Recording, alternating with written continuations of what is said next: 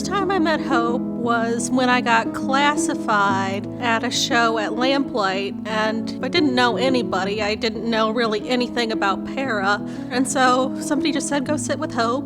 And so that's when I really kind of got to know Hope, and we spent a lot of time together, and I got really in deep with the organization and with her, and we ended up having a lot of fun together.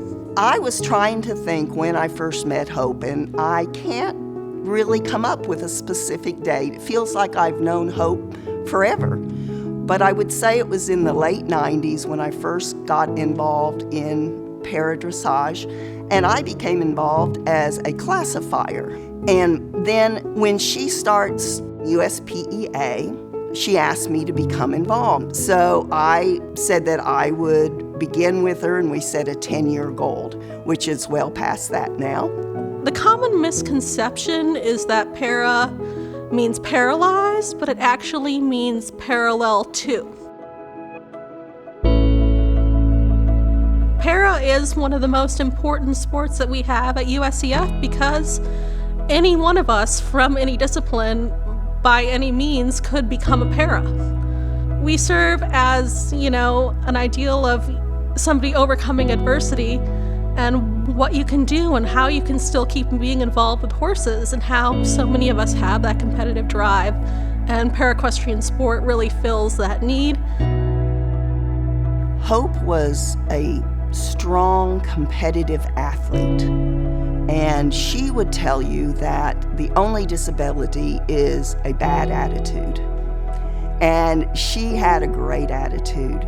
But I think her drive and why I joined her, and we were very like-minded in this, was to educate the public of the meaning of para dressage, having to work out, having to find sponsors, having to do everything a dedicated athlete has to do. Growing up with my mother was an adventure, to say the least. We traveled quite a bit. She never let her disability interfere in any way of any kind of adventure that we would have. We always were involved with horses. She was involved before I was even born. When I was about 4 or 5, we got 2 ponies, and she had already had driving ponies. She used to drive carriages with my dad and bring me around in a baby carrier to shows. Somehow, she managed to balance her personal life with the equestrian world in a way that nobody else could do it. I credit Hope on really bringing U.S. para dressage to the forefront. I think just her tenacious spirit of talking to anyone that would listen, recruiting anyone that was willing to help, helping them feel the excitement of a growing sport and an up-and-coming sport. I do believe she had a great part in U.S. finally getting back on that world stage, getting medals, and getting on the podium.